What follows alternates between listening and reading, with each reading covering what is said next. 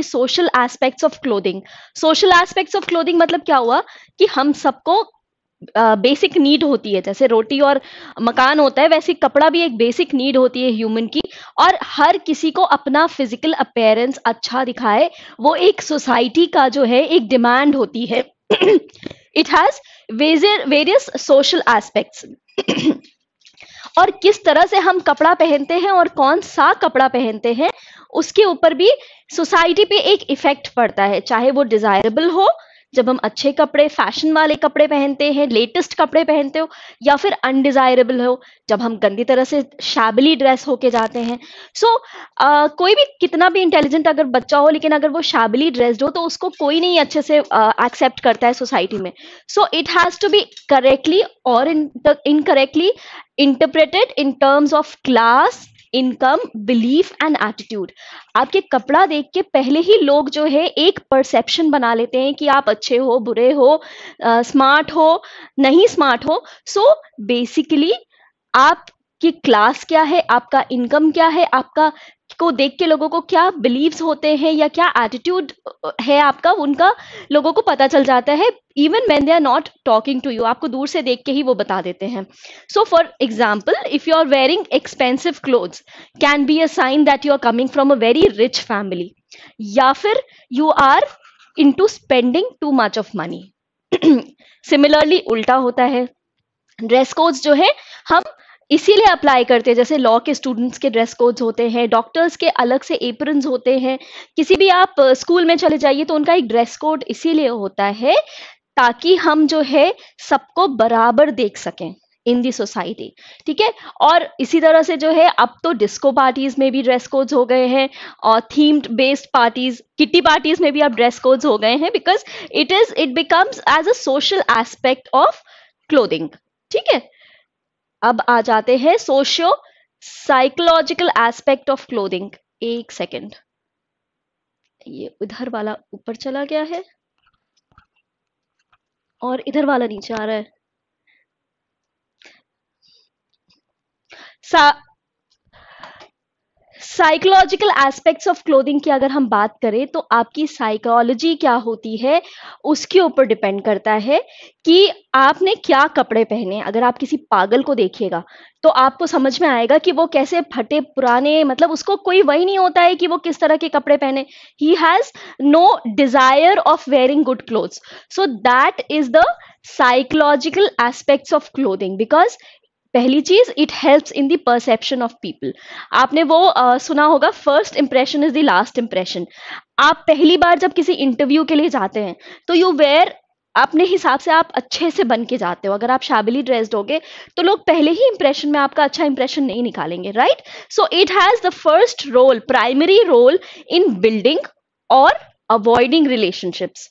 So a person's dress up may be in accordance with the mood. अगर आपका mood अच्छा है तो you will wear a good dress, you know, colourful, floral कुछ पहन लेंगे। लेकिन अगर आपका मूड डिप्रेस्ड है तो आप कुछ भी उठा के जो है गुचड़ा मुचड़ा क्रश्ड कुछ भी पहन लेंगे, आयरन करने की जरूरत ही नहीं है, जो मन कर रहा है वो पहन लिया। And also it denotes your state of mind. If you are in a good state of mind you will like to wear good clothes. So we do perceive a person differently according to his clothes, लेकिन वो क्या होता है, it also depends upon the viewer, कि अगर कोई आपसे पहली बार मिल रहा है तो वो तो पहली बार में देख के कहेगा कैसे कपड़े पहने हुए हैं, या अगर कोई आपका फ्रेंड जो आपको जानता है वो समझ जाएगा आज इसका मूड अच्छा नहीं है, आज दूर रहो, आज ठीक से तैयार व्यार नहीं होके आई है, डांट वाट पड़ जाएगी, है ना। So it basically tells us कि हमारा परसेप्शन क्या है लोगों के हिसाब से। दूसरी चीज क्या होती है, ये सोशो साइकोलॉजिकल एस्पेक्ट्स हैं क्लोथिंग की। दूसरी चीज क्या होती है, it affects behaviour. when you wear some different kinds of clothes you think according to that and you behave according to that। कहते हैं कि अगर डॉक्टर या डाइटिशियन एक lab coat, white lab coat पहनते हैं तो लोगों का अटेंशन उसकी तरफ बढ़ जाता है। एंड अगर डॉक्टर ने अगर एप्रन नहीं पहना है तो आधे लोग तो पहचान ही नहीं पाते हैं कि वो डॉक्टर है। जो पहचानते भी तो उन्हें लगता है कि यार he is not in his dress, he is not in his dress code. So attention towards that person increases. Her culture में women and men they dress up differently, and her clothing में भी एक sense of maturity होती है।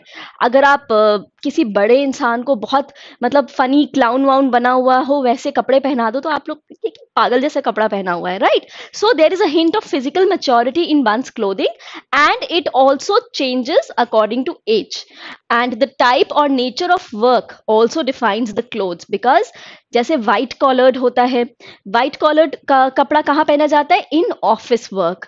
और work clothes जो होते हैं जैसे आपके लेबरर्स का अलग होता है, प्लम्बर्स का अलग होता है, वो उनके वर्क क्लोथ्स होते हैं। आपने देखा होगा ना, स्पेशली बाहर, इंडिया में तो नहीं लेकिन बाहर लोग डांगरीज पहनते हैं। सो अलग अलग वर्क क्लोथ्स जो हैं वो अलग अलग लोगों को डिनोट किया जाता है, दिया जाता है। देन थर्ड पॉइंट हो जाता है choice of clothing. There is a variation of choice of clothing due to values, interests, attitudes and also moods of people. So क्या वैल्यूज हैं आपके, आप किस चीज को अहमियत देते हो, तो that is your choice of clothing. अगर आपके जगह जहां आप रहते हो वहां पर इस तरह के कपड़े पहने जाते हैं, वहां पर क्या मूड है आपका, क्या एटीट्यूड है, so that also affects the choice of clothing. और एक साइकियाट्रिक पेशेंट है अगर, ठीक है, तो अगर वो ठीक ठीक होने लगा, अगर उसके ग्रूमिंग स्टाइल में इंप्रूवमेंट हो रही है, so that is an indicator that the patient is recouping, वो ठीक हो रहा है। और अपेरेंस जो है ये इससे पता चलता है कि आपकी पर्सनालिटी क्या है। So the choice of clothing also affects the personality. और चौथा जो पॉइंट होता है that is your motivation and purchase of clothing. So इसमें हर चीज आ जाती है, फिजिकल सोशल एनवायरनमेंट भी आ जाता है।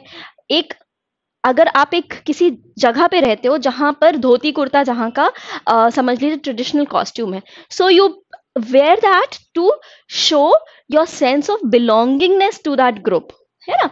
और क्या होता है बेसिकली, तीन वेज हम वो कर सकते हैं, एक्सप्लेन कर सकते हैं to show the effect of consumer motivation and consumer satisfaction. First levels क्या होता है कि there are attributes of the garment, मतलब पहली हम जो है जो गारमेंट को मेजर करते हैं, वो जब कभी भी कपड़ा खरीदते हैं तो सबसे पहले आप उसका कलर देखते हैं, फाइबर देखते हैं, वीव क्या है, प्राइस क्या है, स्टाइल क्या है, शेप ऑफ कॉलर देखते हैं।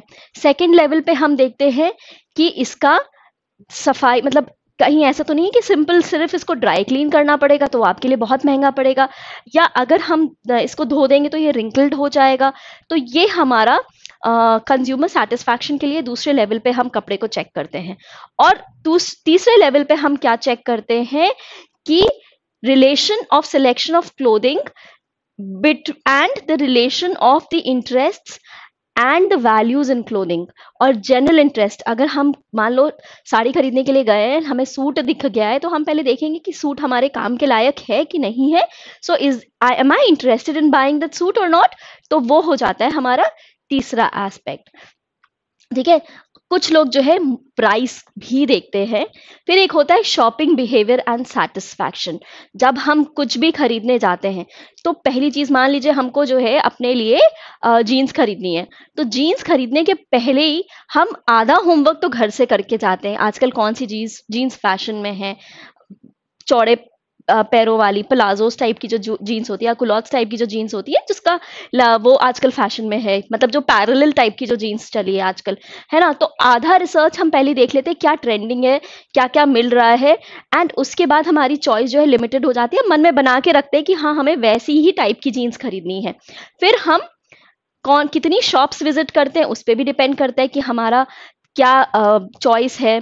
So the number of shops from which I will make my choice is also determined by the habits and the values of me. मतलब मेरा क्या है कि एक ही शॉप से जाके ले लेते हैं या 50 शॉप्स छानते हैं। सो that is my habit and also what I give value.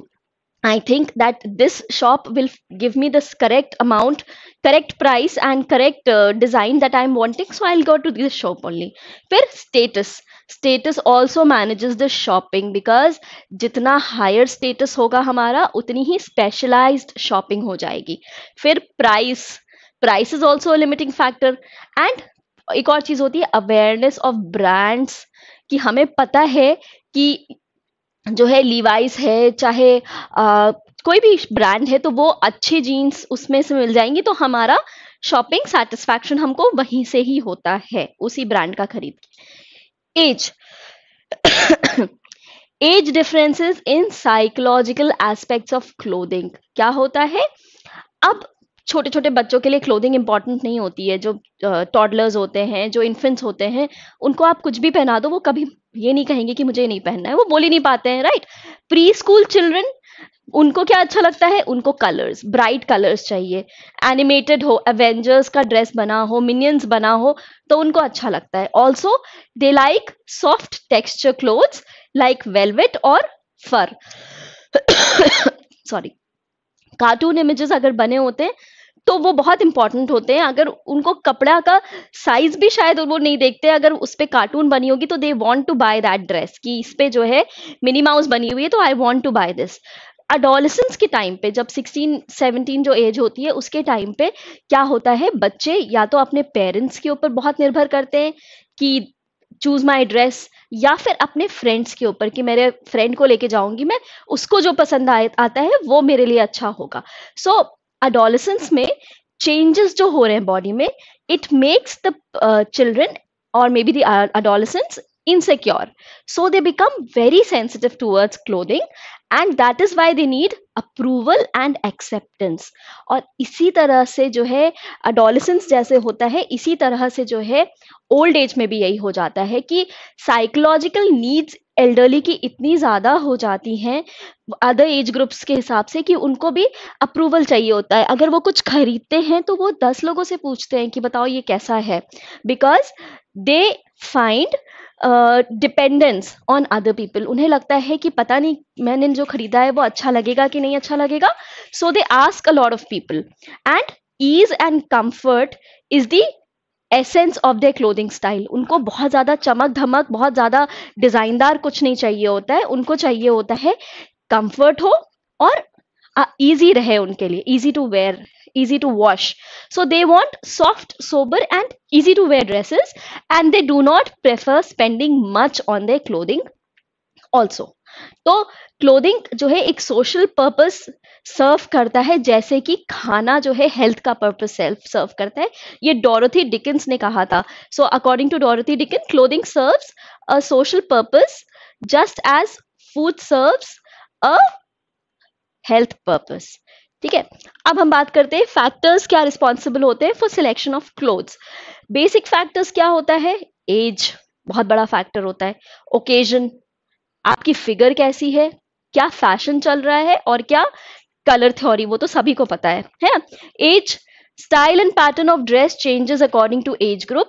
So while selecting the fabric, one has to think about the age group of the child or also social status. तो इससे क्या पता चलेगा? Quality पता चल जाएगी कि हमें किस फैब्रिक का कपड़ा खरीदना है, एंड द क्वांटिटी कि कितना खरीदना है। अब बच्चों के लिए जो है वो फ्लोरल प्रिंट्स और छोटे छोटे एनिमेटेड प्रिंट्स अच्छे लगते हैं। बॉयज को मैस्कुलिन कलर्स अच्छे लगते हैं, कैसे? Brown, blue, grey. लेकिन गर्ल्स को फेमिनिन कलर्स पसंद होते हैं, जैसे पिंक, आपका येलो, ऑरेंज, रेड हो जाता है। Fabrics which are rough textured, हल्का रफ एंड टफ जो होता है ना, वो बॉयज के लिए अच्छा लगता है। एंड जो फ्लोरल होता है, जिसमें लेसेस होते हैं, वो जो डेलिकेट से होते हैं, नेट्स होते हैं, वो सब जो है गर्ल्स को अच्छे लगते हैं। तो इसी तरह से ए लाइन ड्रेसेस जो होती हैं वो टॉडलर्स और इन्फेंट्स के लिए अच्छी लगती हैं। फिर नेक्स्ट आ जाते हैं ओकेजन पे। ओकेजन, क्या ओकेजन है उसके ऊपर डिपेंड करता है कि आप क्या कपड़ा पहन रहे हैं। अगर मान लीजिए घर पे पूजा है तो आप सूट बूट में नहीं ना बैठेंगे। So selection of clothes changing according to the occasion. For casual wear a durable dress with simple designs can be chosen.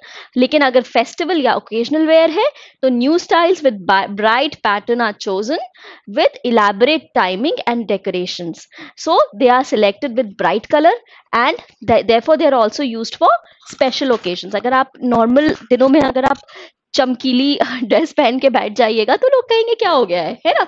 So they are delicate fabrics which require specialised laundering at in also influences the selection of clothing.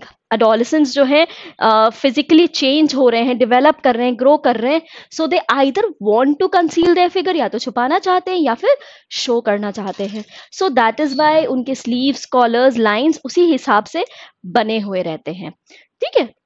अच्छा, अगर कोई इंसान taller है तो or he wants to appear thinner तो he will wear vertical lines.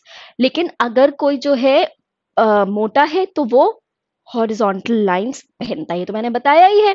Neckline को भी shape of the face and figure के हिसाब से पहनना चाहिए। Some look tall and thin in one piece dress of one colour and heavy.